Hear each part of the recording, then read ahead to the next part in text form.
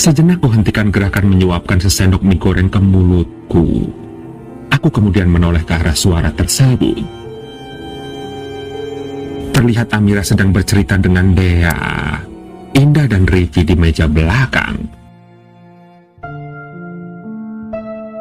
Setelah tahu bahwa si pembual itulah yang sedang bercerita, aku melanjutkan laju sendok dan melahap mie goreng yang ada di atasnya.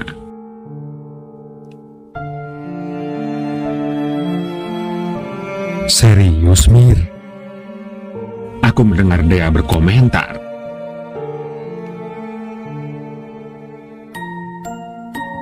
Serius, Dek?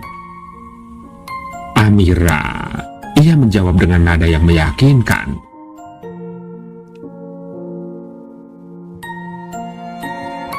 Terus setelah itu lo ngapain? Kali ini sepertinya Indah yang merasa penasaran dengan cerita si pembual itu.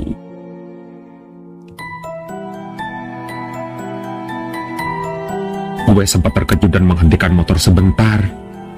Setelah itu gue coba untuk tenang dan pura-pura nggak lihat tuh setan. Jawab Mira.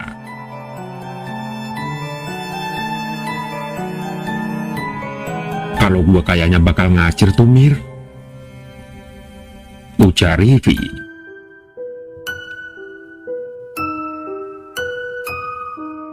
Nah, itu antisipasi yang salah, Vi. Setan tuh senang banget kalau orang yang ditakutinya lari terbirit-birit. Apalagi nyampe kencing di celana. Harusnya lo woles aja. Ujar Mira. Sementara itu aku yang tiba-tiba kehilangan selera makan langsung beranjak dari kursi. Aku kemudian berjalan meninggalkan kantin sembari berkata, "Membual aja terus," ujarku. Sekilas, aku melihat Amira menatap tajam ke arahku. "Maksud lo apa, Re?" ujar Mira.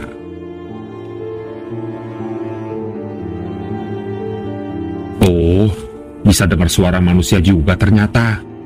Gue kira orang yang punya sixth sense itu cuma bisa ngeliat setan doang," ujarku.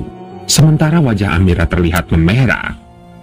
Mata membuka lebih lebar, dan aku menyimpulkan dia sedang menahan emosinya.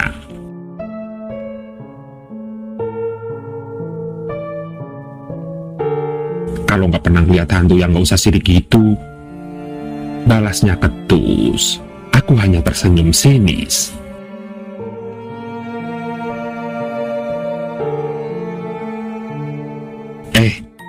Hantu itu nggak ada. Lagian kalaupun ada, dia nggak akan pernah berani muncul di hadapan gue, jawabku.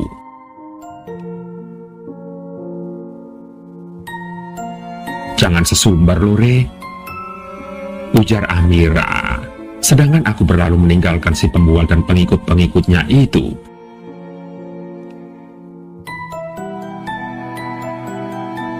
Namaku Renita, seorang mahasiswi sebuah perguruan tinggi swasta di Bandung.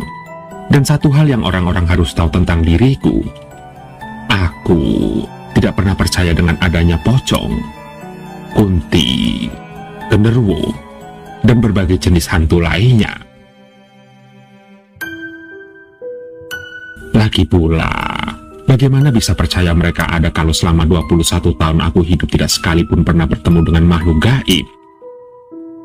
Dan bagiku hantu adalah sesuatu yang fiktif, tidak nyata dan tidak ada. Namun, ini bertolak belakang dengan apa yang diyakini Amira, teman sekelasku. Dia mengaku memiliki indera keenam, dan dia bisa melihat makhluk-makhluk halus di sekelilingnya. Amira seringkali menceritakan berbagai macam makhluk halus yang pernah dilihatnya. Mulai dari hantu perempuan penunggu rumahnya, hantu Belanda yang sering berkeliaran di kampus, hingga hantu badan separuh hanya perut sampai kaki di Jalan Jenderal Sudirman.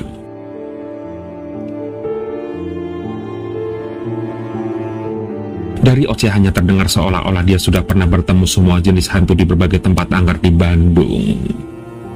Dan siapapun yang mendengar cerita-ceritanya soal penampakan di banyak lokasi, pasti akan membuat orang berpikir bahwa di mana-mana memang ada hantu. Namun, apakah aku percaya? Tentu saja tidak. Aku selalu menganggap bahwa cerita-ceritanya itu adalah sebuah karangan saja. Lagi pula siapapun pasti bisa berhayal seperti itu. Dan lagi pula, Amira tidak pernah memberi bukti bahwa dia memang benar-benar melihat penampakan itu. Ketika aku memintanya untuk menantang hantu di sebuah tempat menyeramkan, dia malah berkata, "Hantu itu bukan untuk ditantang, Re. Kita nggak bisa seenaknya seperti itu. Jika memang dia nggak mau menunjukkan wujudnya, ya jangan dipaksa. Nanti mereka marah dan malah mengganggu kita," ujarnya saat itu.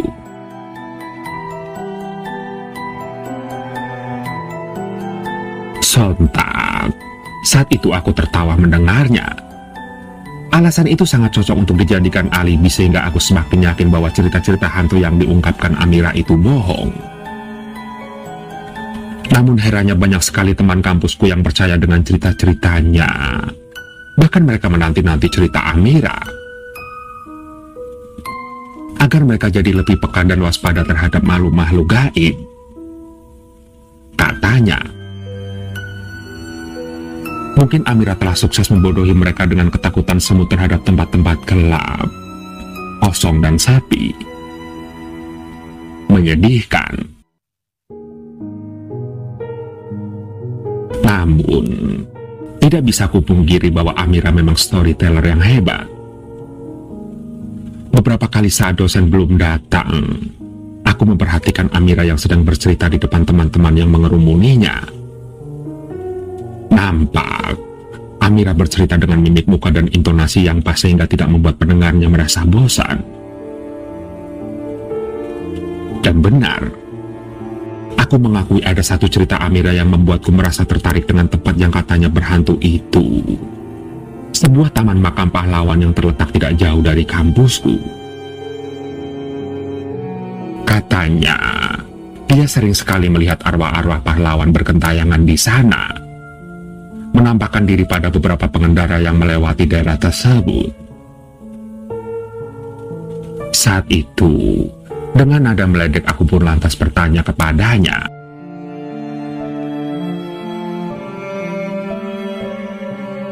"Apa lo juga pernah lihat arwahnya Dowes Dekera?" Tanya aku waktu itu. Terlihat Amira tercenung. Lalu tidak berapa lama kemudian ia menjawab, "Aku rasa iya, Re. Tapi dia tidak menggangguku. Dia hanya lewat dengan wajah pucat dan tatapan kosong," jawabnya.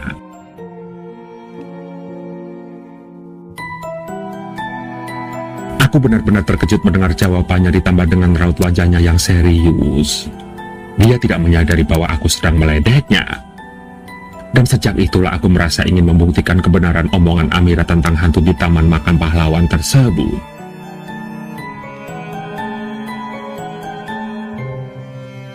Langit sudah gulita. Aku masih berdiri di depan kelas menunggu hujan reda. Sejak 1 jam lalu awan memang terus meneteskan rintik air yang bisa membuatku basah kuyup jika aku nekat untuk menerobosnya.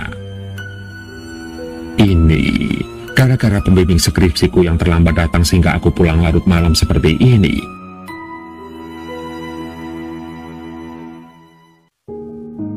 Tidak berapa lama kemudian ponselku tiba-tiba berdering. Aku membuka resleting tas dan mencarinya. Dan setelah aku temukan, aku segera menekan tombol hijau.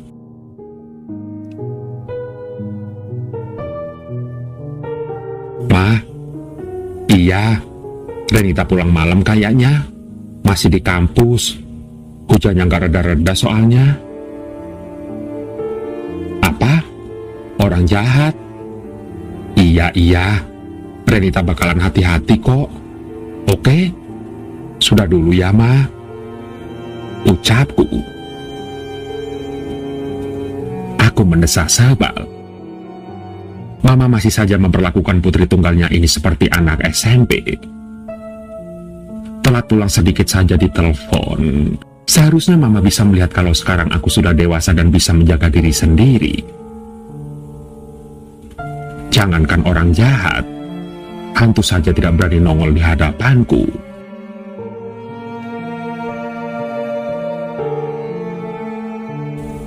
Singkat cerita, setelah hujan reda aku berjalan menuju tempat parkir dan menaiki motorku. Dan setelah melaju kurang lebih 10 menit, tiba-tiba saja motorku oleng. Lantas, aku berhenti di perempatan dan kuperiksa motorku. Dan ternyata banyak bocor. Kuperhatikan sekeliling berharap ada tukang tambal ban. Tapi hanya warung kecil yang terlihat tidak jauh dari tempatku berdiri.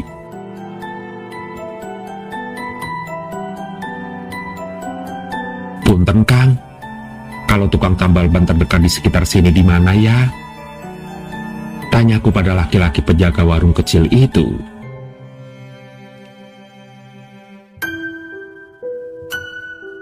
Yang paling dekat di sana, Neng, setelah Taman Makam Pahlawan. Penjaga warung itu menunjuk satu arah di sebelah kananku. Dan itu adalah sebuah makam.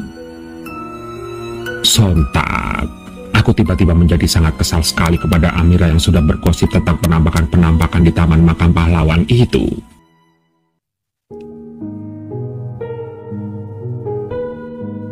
Oh, makasih ya Kang, kataku sembari menuntun motor ke arah yang berlawanan dengan jalan menuju rumahku. Menuju Taman Makam Pahlawan.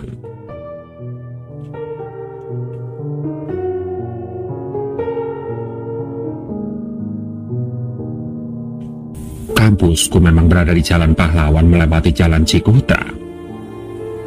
Biasanya untuk pulang aku tinggal belok kanan tanpa perlu melewati pemakaman itu. Namun sayangnya situasiku saat ini memaksaku untuk mencari tukang tambal ban dekat Taman Makam Pahlawan tersebut. Dan kurasa ini adalah cara terbaik daripada aku harus menuntun motor sepanjang jalan hingga ke rumahku di Jalan Pajajaran.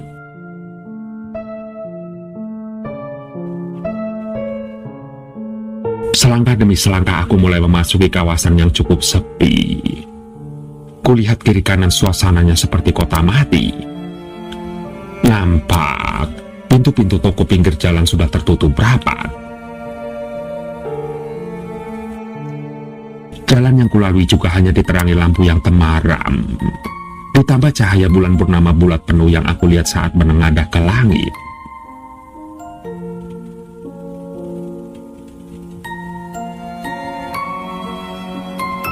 Ini belum memasuki kawasan pemakaman, tapi kakiku sudah mulai bagal.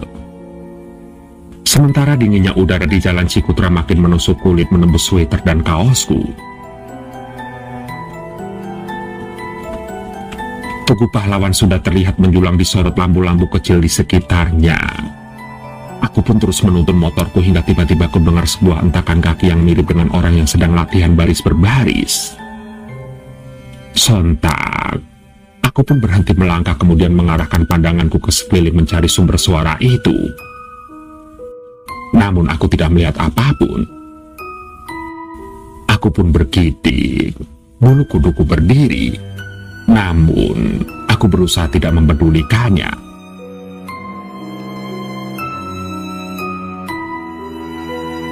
Hingga tidak berapa lama kemudian tiba-tiba seperti ada yang mengganjal ban motorku. Kudorong dengan sekuat tenaga, namun sama sekali tidak bergerak. Motorku terasa sangat berat. Berkali-kali aku berusaha, berkali-kali pula motor ini menolak bergerak. Lantas karena penasaran aku pun kemudian memeriksa bagian bawah motor. Dan benar saja, ada sebuah batu besar berwarna hitam yang menghalanginya. Aku kemudian berusaha menyingkirkan batu tersebut dengan kaki, tapi batu itu tidak beranjak sama sekali.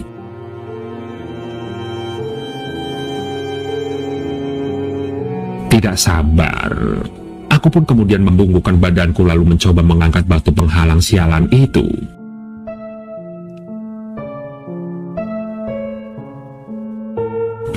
batunya berambut? Tanyaku dalam hati. Aku terperanjat ketika memegang batu itu, dan batu itu tiba-tiba berbalik sendiri.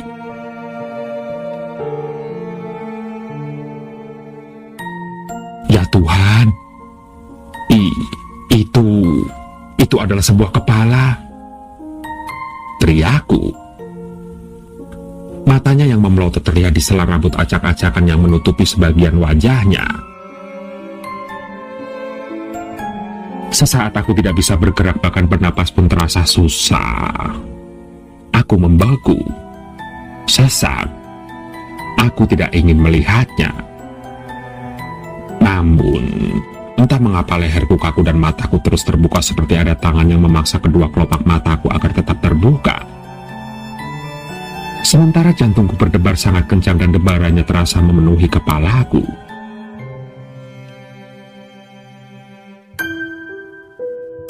Itu cuma halusinasi. Itu cuma halusinasi. Ucapku pelan, dan tidak berapa lama kemudian mataku bisa tertutup. Seolah merapalkan mantra, aku menenangkan diri dan berusaha menguatkan mentalku untuk kembali melihat batu tersebut. Dan benar saja, saat aku kembali membuka mata, batu yang aku pegang hanyalah sebuah batu biasa. Lantas, dengan hati-hati ku pegang batu tersebut.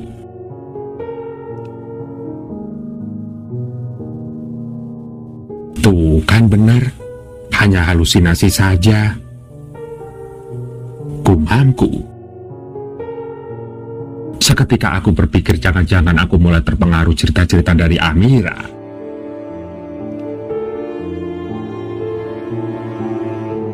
Setelah menyingkirkan batu itu, aku kembali menuntun motor. Jantungku terasa mulai kembali berdetak normal. Dan kini, aku mulai memasuki kawasan pemakaman. Kulihat makam-makam dengan nisan putih berderet rapi. Aku pun terus berjalan. Tetapi rasanya jalan yang kulalui tidak berujung. Panjang sekali. Motorku juga terasa semakin berat, dan karena kelelahan aku kemudian berhenti sejenak.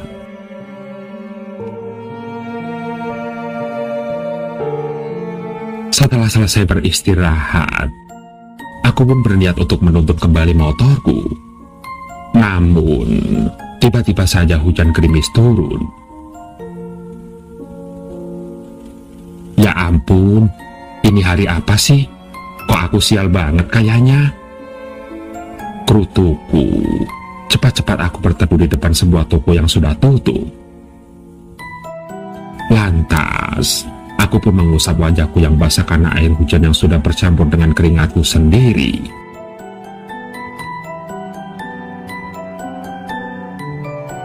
Kehujanan.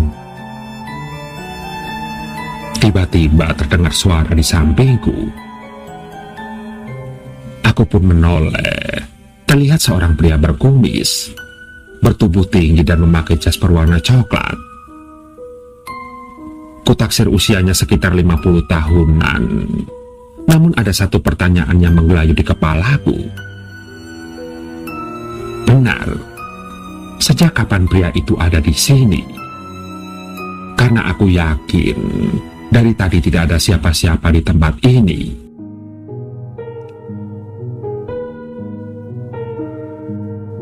Iya, Pak.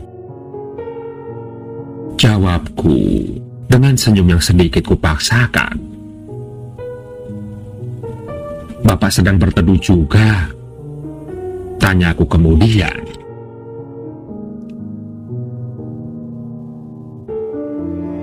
Tidak, rumah saya memang di sini, katanya dengan suara datar.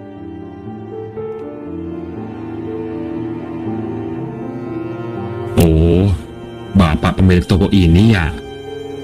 Tanyaku lagi.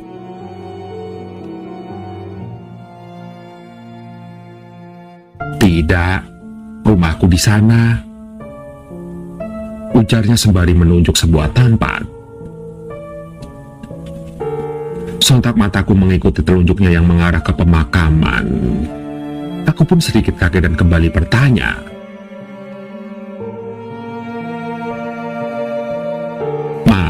Maksud Bapak?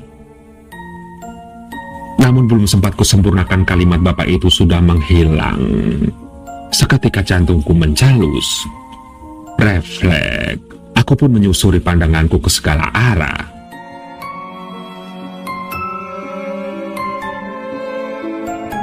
Mana mungkin dia pergi secepat itu sih? Kumamku dalam hati. Mendadak bulu kuduku berdiri. Bulir-bulir keringat menetes dari keningku. Aku kemudian merasakan hawa dingin di punggungku. Tenang, tenang, ujarku. Meski dengan gemetaran aku mencoba mengeluarkan ponsel, aku kemudian membuka fitur game.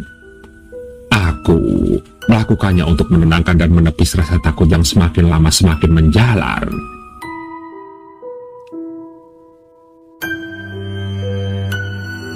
Baru beberapa menit dimainkan ponselku tiba-tiba mati. Untung saja setelah itu hujan reda. Lantas aku pun bergegas membawa motorku dan kali ini dengan langkah yang dipercepat. Namun, aku merasa ada seseorang yang mengikutiku. Aku menengok ke belakang. Tidak ada siapapun. Aku berjalan lagi. Dan suara langkah kaki di belakang kembali terdengar.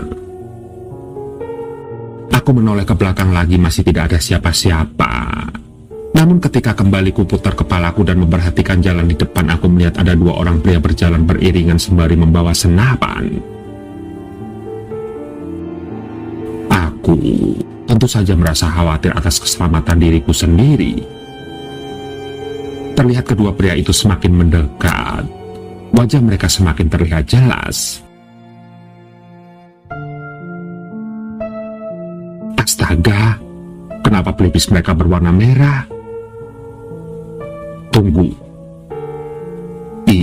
itu bukannya darah? Ujarku sembari menelan ludah. Keringat dingin mengucur, dan kakiku gemetaran.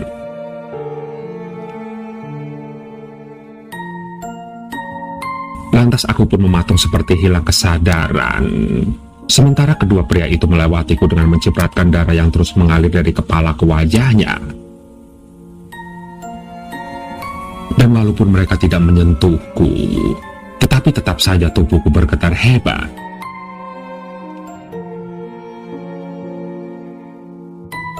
Ya Tuhan, apakah mereka hantu? Tanyaku dalam hati.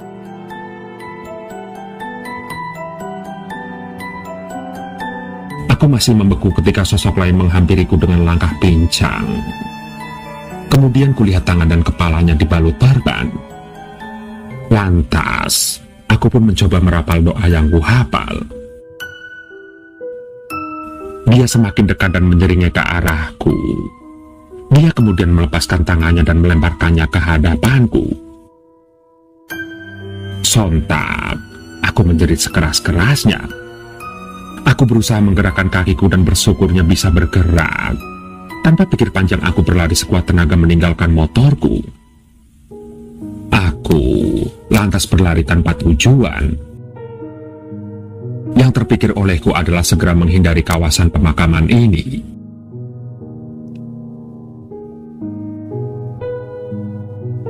Singkat cerita, setelah aku merasa lelah berlari, aku berhenti dan menyadari aku berada di tempat yang sama sekali tidak kukenal. Dengan napas yang masih terengah-engah, aku meraba-raba saku celana mencari ponselku. Aku butuh pertolongan.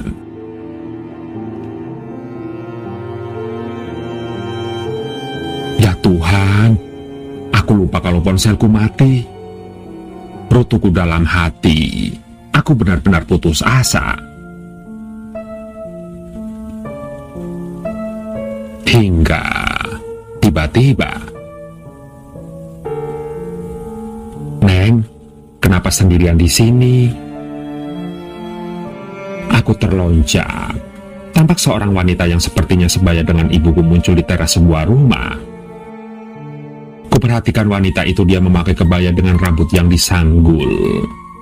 Aku pun merasa heran kenapa malam-malam begini wanita tersebut masih memakai kebaya rapi.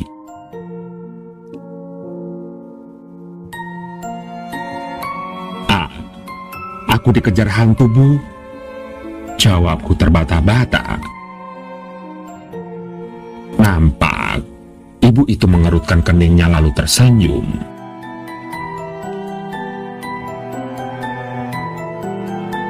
Oh, pantas saja. Sepertinya kamu terlihat kelelahan. Lebih baik kamu mampir dulu ke sini, ujar ibu tersebut. Namun, aku benar-benar tidak berani menghampiri ibu itu. Aku bertanya-tanya kenapa reaksinya hanya ketika aku katakan bahwa aku baru bertemu hantu. Aku pun kemudian curiga, bagaimana jika dia juga hantu?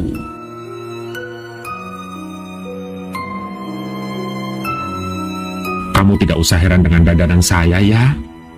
Saya memang baru pulang dari acara resepsi pernikahan keponakan saya, ujarnya seolah tahu isi pikiranku. Aku kemudian memasuki pekarangan rumah tersebut dan duduk di kursi yang ada di teras.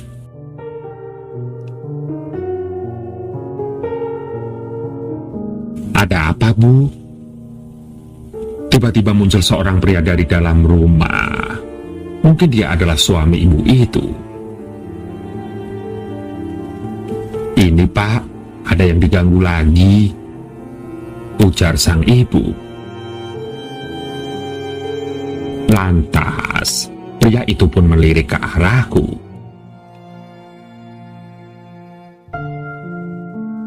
Oh, masuk ke dalam, Neng, tawarnya.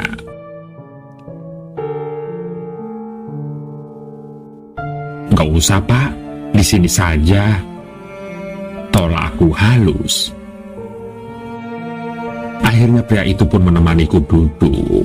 Sementara itu istrinya masuk ke dalam dan membawa secangkir teh hangat. Suami istri tersebut lalu menanyakan penampakan-penampakan yang kulihat tadi. Lantas, aku pun menceritakan semuanya.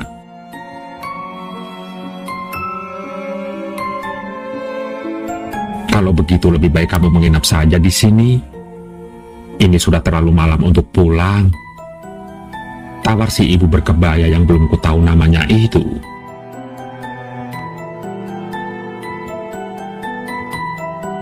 Tidak usah, Bu. Aku akan menghubungi ayahku supaya beliau menjemputku ke sini. Aku hanya ingin meminjam telepon. Apa boleh? Tanyaku.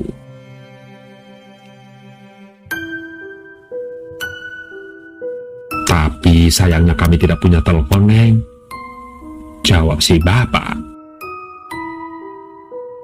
Sudahlah, kamu menginap saja di sini, ujarnya lagi. Akhirnya dengan berat hati dan diliputi rasa khawatir, aku pun menerima tawaran mereka.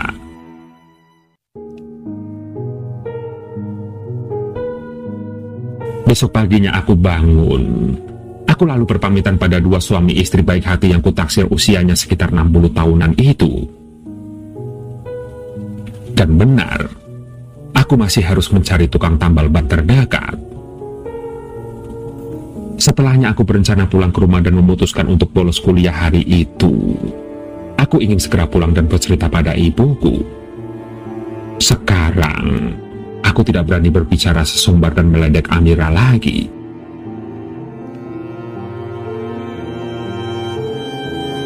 Singkat cerita, setelah keluar dan berjalan agak jauh dari areal pemakaman itu, akhirnya aku menemukan tukang tambal ban. Dan sementara si tukang tambal ban memperbaiki motorku, aku duduk di bangku kayu yang tersedia di sana.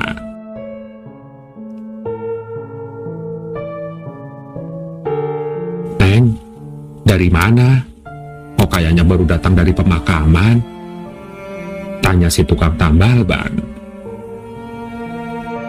Aku yang tadinya hanya menatap ke depan dengan pikiran kosong, sontak langsung tersadar karenanya. Dan tanpa basa-basi aku langsung bercerita kejadian semalam.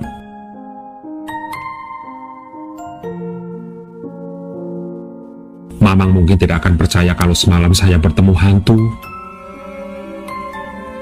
Setelahnya, meluncurlah ceritaku tentang kejadian mencekam semalam. Aku tidak peduli si tukang tambal ban yang langsung terpaku dan menghentikan pekerjaannya. Dan hingga aku mengakhiri cerita itu tanpa sadar air mataku menetes. Aku menangis. Rasa takut, panik, tidak menyangka dan lega semuanya menyatu.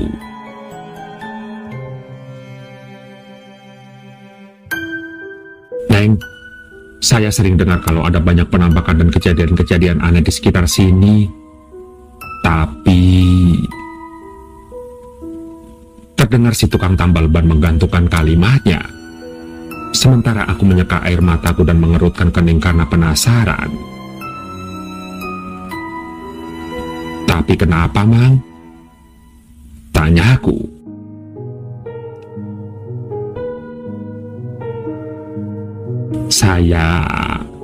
Saya sudah bertahun-tahun tinggal di sini dan tahu dengan pasti kalau di sekitar sini nggak ada rumah yang dihuni sama suami istri dengan ciri-ciri yang Neng ceritakan tadi. Jelasnya. Sontak, aku pun kehilangan kata-kata mendengar penjelasan tukang tambal ban itu. Kini terbayang kembali suami istri yang menolongku tadi malam. Walaupun tidak terlihat menyeramkan dan seperti manusia biasa, namun ternyata mereka adalah hantu.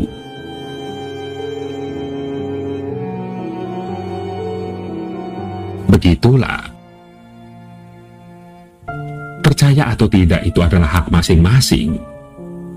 Namun, alangkah sebaiknya jika kita tetap menghargai keberadaannya. Karena kita tidak pernah tahu jika mereka memang benar-benar ada